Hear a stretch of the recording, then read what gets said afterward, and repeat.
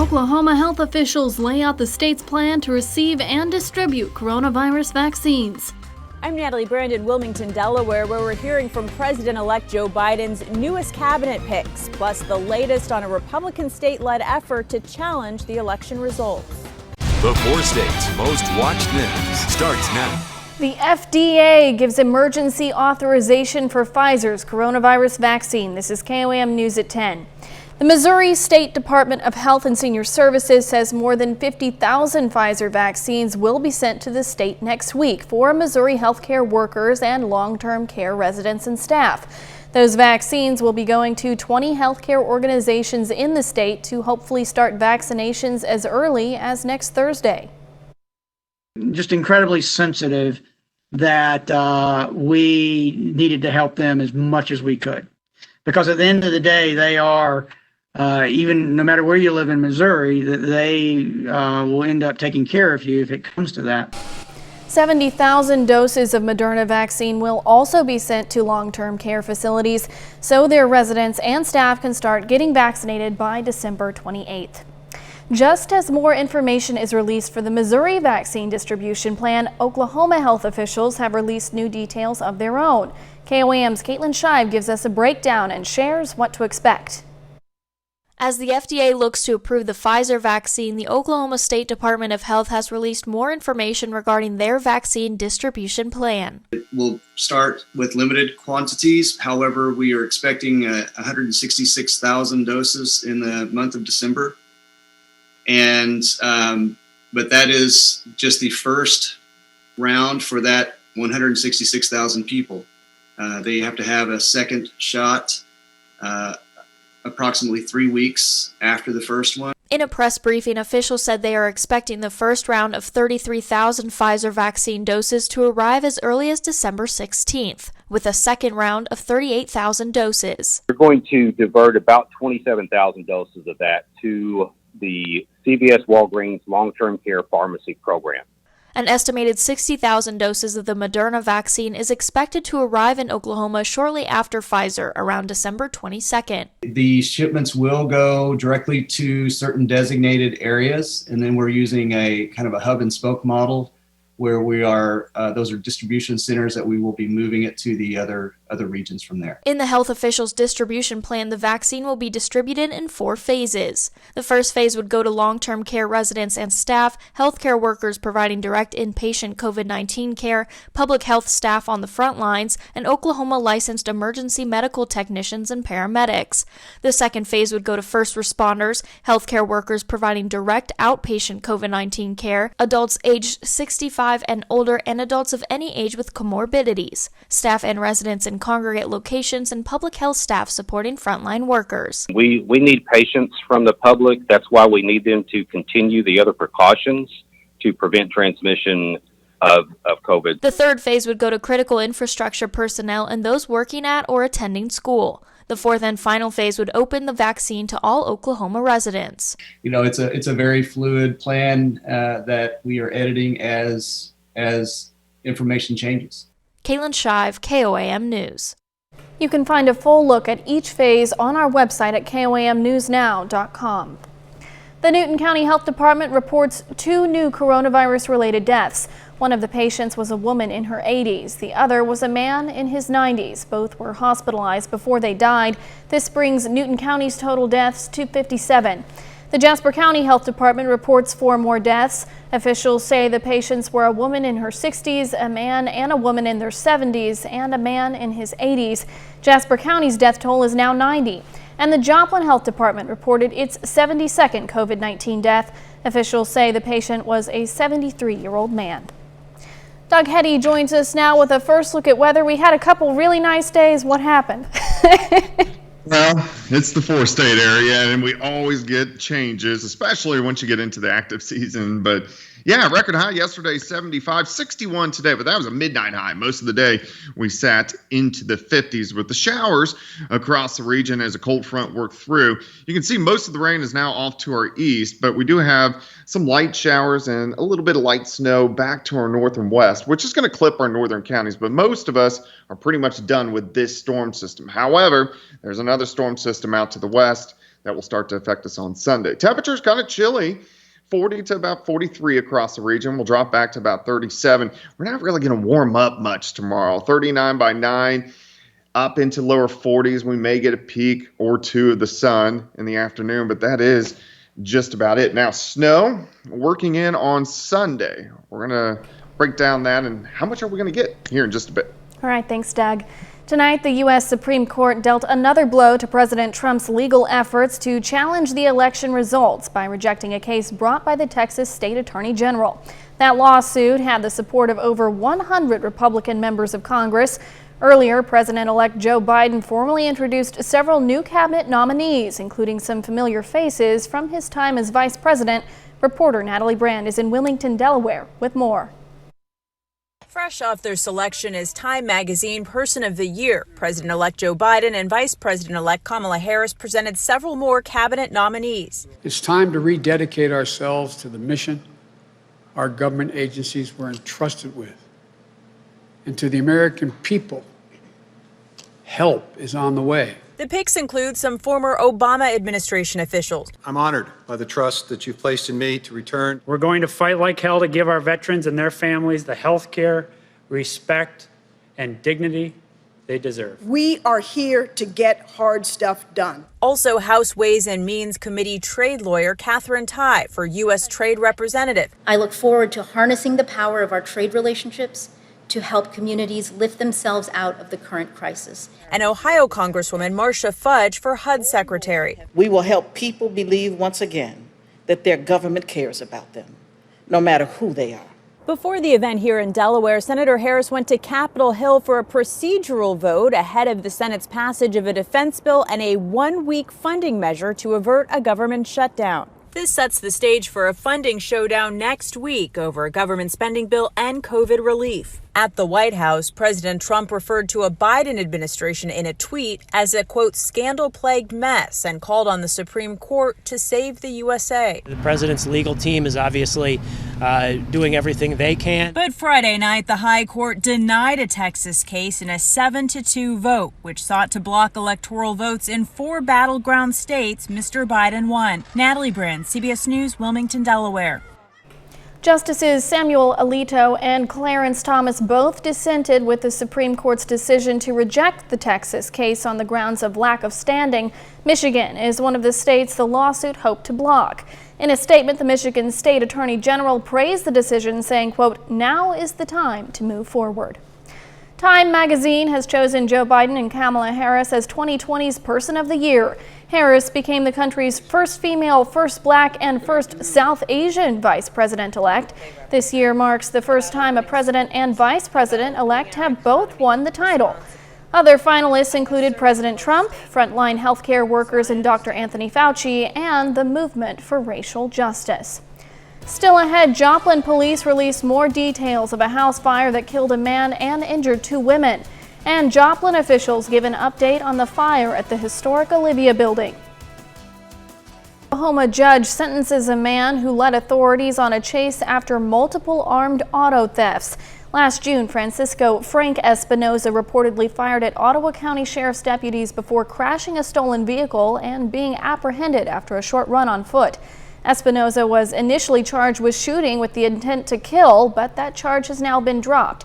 He was charged with felony possession of a firearm, meth possession, obstruction, and driving without a valid driver's license and insurance. Espinoza will serve 10 years in prison. We're learning more about what led to last week's fire on Pitcher Avenue in Joplin that killed 68-year-old David Crowder and injured 2 women.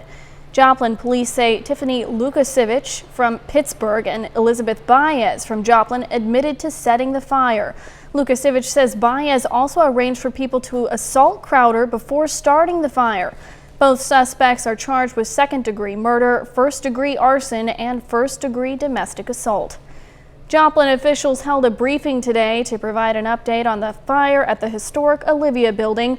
The 5th floor of the building caught fire on Monday. An investigator from the Missouri State Division of Fire Safety was brought in to help with the investigation. However, the investigator was unable to get to the 5th floor because it was unstable, leaving the cause of the fire undetermined. City Council has empowered the city manager and city staff to create action plans to better address all the goals, but especially the 3 goals that are highlighted by the message that the Olivia is sending. The company that owns the building ordered a structural assessment to determine the future of the property. A bit after midnight last night, firefighters responded to a house fire at 111 South Moffett Avenue. Crews acted fast, extinguishing the flames, staying on scene until a little after 5 a.m. No injuries were reported. The state fire marshal says the cause of this fire is undetermined. The Kansas Department of Health and Environment rescinded a boil water advisory for the city of Caney in Montgomery County. The advisory was issued Wednesday because of a loss of pressure from a water line break. Doug is up next with a complete look at the forecast, and a little later on KOAM News at 10, officials with the Joplin Memorial Run get set for tomorrow.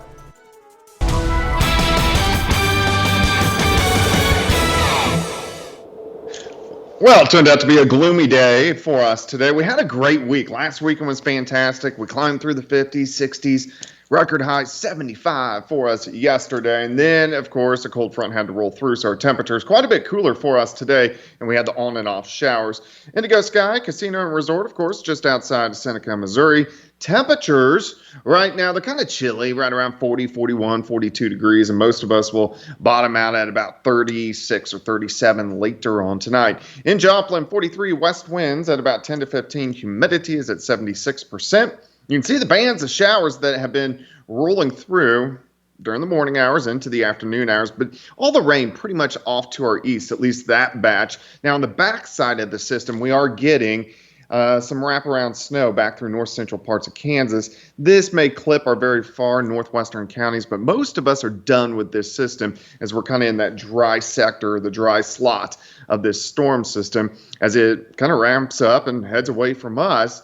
And then we're going to focus on our next system. If you look out Pacific Northwest, Portland, Vancouver, that's our next system that's going to slide in by the time we head into Sunday morning. So let's go through time. Tonight, kind of cold, mid to upper 30s. We're going to have a lot of clouds throughout the overnight hours. Still tomorrow, mostly cloudy skies. We may get a few peaks of the sun from time to time, but mostly cloudy. It's going to be kind of cold, just not the best of days, actually. Temperatures, they don't climb very much, only up to 42, 37 in the morning. 40 by noon, high temp of 42, northwesterly winds at about 10 to 20.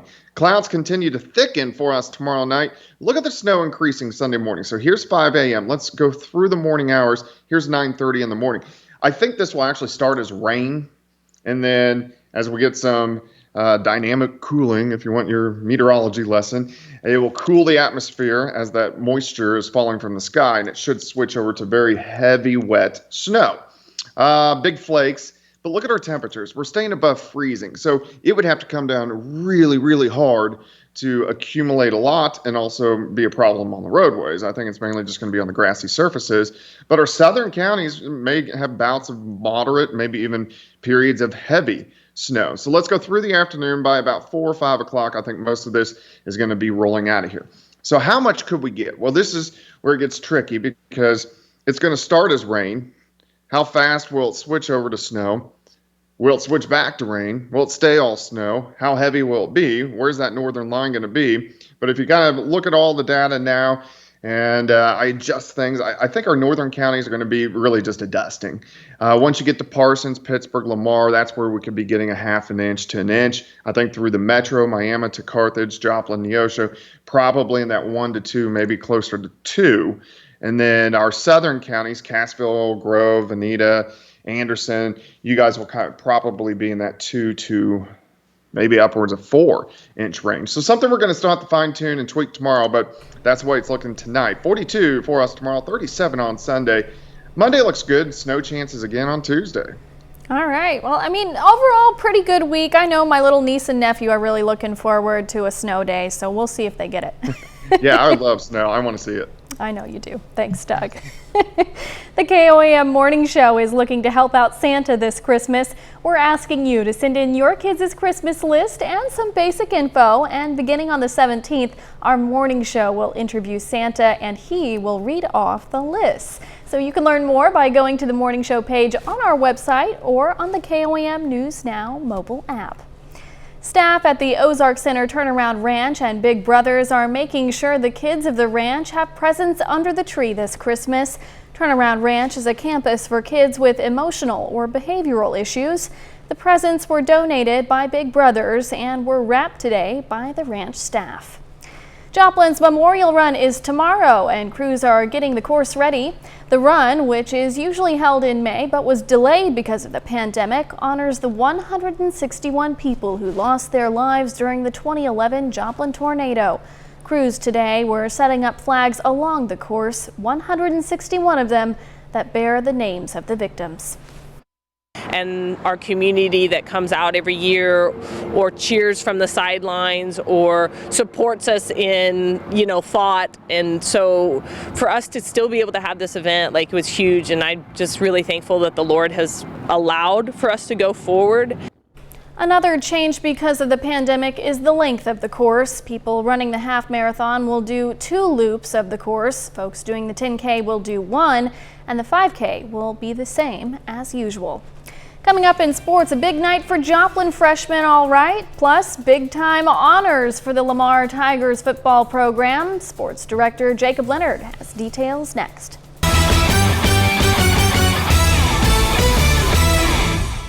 Well, tonight is semifinal night at the Carthage Boys Invitational. Defending champion Nevada opened up last night with a first-round win over Carl Junction. Now tonight, they got a chance to move on to the title game, facing the Ray Peck Panthers. First quarter, Logan Applegate off the steal. Casual two-hander. Second quarter now, Logan McNeely, top of the key. 3 is good. And this dude, Iron Allen, nice first half for Ray Peck. Corner 3, 20 for Allen in the first half alone.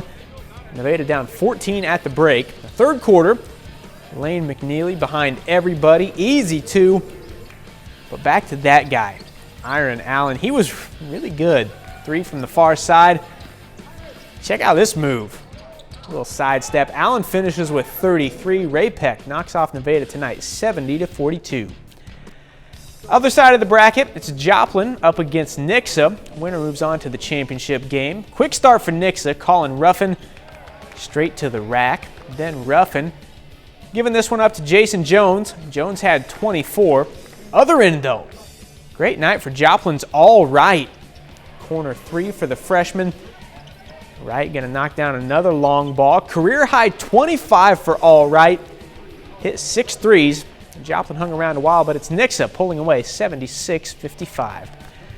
Well, staying in Missouri, we have a good one tonight in Granby. The East Newton Patriots are at home this evening, hosting Webb City.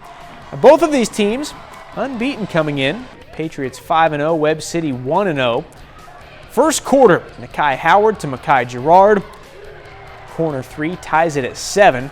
The time winding down, check it out. Connor Killian, 3 at the buzzer.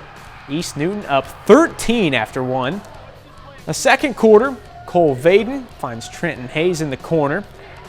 Drops in a 3. Cards cut the lead to 7 at the break. To the third quarter now, Killian driving.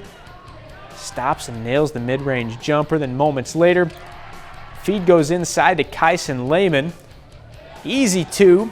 Patriots back up double digits. Lehman had 22 on the night. Now late in the third, is he going to do it again? Yeah, or we wouldn't show it. Killian, another one at the buzzer. He had 15.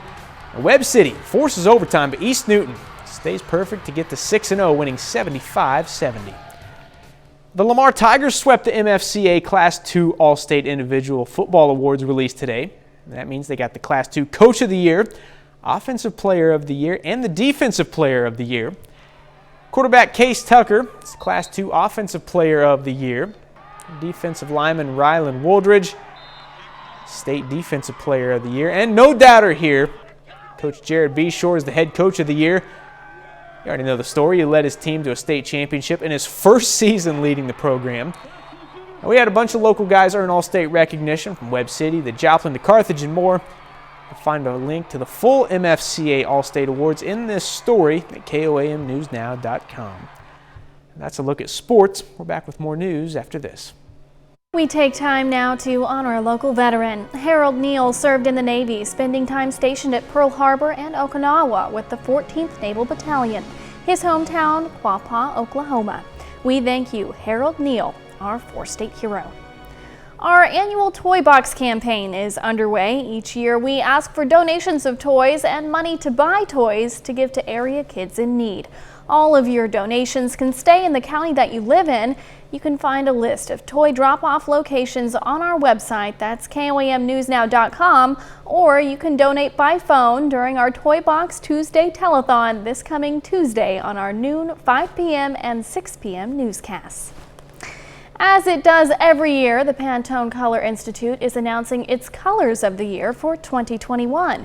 It appears they're trying to set a new mood for the coming year, choosing for the first time a calming neutral in ultimate gray, along with a vibrant and sunshine-filled yellow called Illuminating. The company says it's a combination that speaks to resilience, optimism, hope, and positivity that we need now. Pantone's color of the year reflects color trends in fashion, beauty, design, and home decor. So, well, I didn't know that apparently, but it's news to me, so they look good. Yeah, they do. And even though I couldn't see it, but I'm just agreeing with you. But yeah, it looks decent for us tomorrow. We're actually going to have dry conditions. It's just going to be cold outside, but we're really focusing on Sunday. That's when we're going to get some snow in here, some accumulations on the lower end, but still some accumulations, so we'll keep our eyes on that. All right, thanks, Doug, and thanks for watching. We'll see you right back here tomorrow. Let's make it a great Friday night.